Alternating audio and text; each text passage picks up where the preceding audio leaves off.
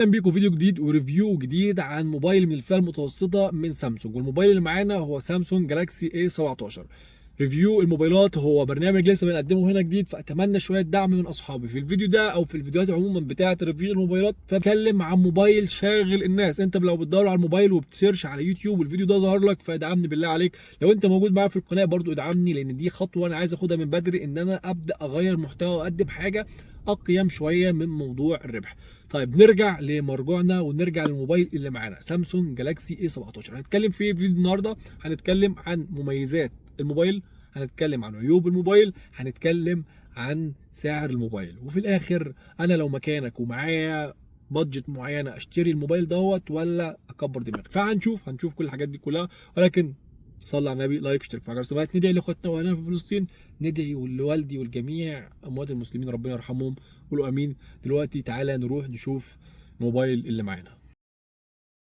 قبل ما اقول لك مميزات الموبايل، تعالى اديك نبذه سريعه كده عن الموبايل او شكل الموبايل الخارجي. الموبايل بيجي من البلاستيك المقوى. بالنسبه للشاشه فهي بتيجي سوبر امولود، حجمها 6.7 الى حد ما كويس، برضو فول اتش دي. عشان ما اطولش عليك تعال نروح لمميزات الموبايل. اول حاجه سعه البطاريه هي 5000 وده حجم كويس جدا. حاجه كاميرا رئيسيه 50 ميجا بكسل، لو انت مهتم بالتصوير فالصوره هتكون معاك واضحه و100 100.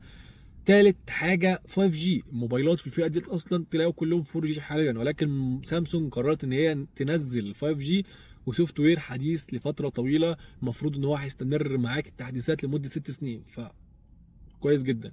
واخيرا تصميم الموبايل نفسه خفيف وعملي. العيوب اللي انت لازم تعرفها: الميكروفونات والصوت. السماعات ما فيهاش ستيريو، هو صوت احادي. بالنسبه لتسجيل الفيديو الموبايل ما بيدعمش ال 4K، هو 1080. فلو انت بتصور فيديوهات او حابب ان انت تجيب الموبايل ده عشان تصور فيديوهات، فالموبايل اخره 1080 ولا حد ما كويس يعني 1080. شحن الموبايل ما هواش اسرع حاجه في الفئه ديت، هو اسرع من النسخه اللي قبل منه ولكن 25 واط.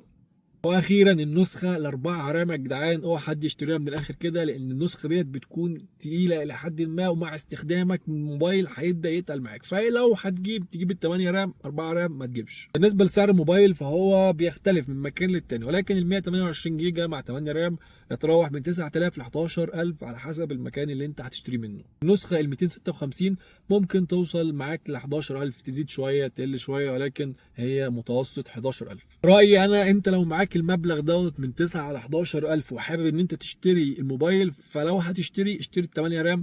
اقل من كده ال 6 رام ممكن يجي معاك كويس، ولكن ال 4 رام ده اوعى تشتريه، انت بترمي فلوسك وصدقني هتندم بعد كده. الموبايل مميزاته سامسونج الكلام ده كله، ولكن فيما بعد استخداما الموبايل هيكون تقيل معاك لو جبت الاربعه رام. غير كده ممكن تدور في نفس الفئه ديت على موبايل بيديك مميزات اقوى، سواء في المعالج، لان المعالج اللي موجود في الموبايل ما هوش اقوى حاجه.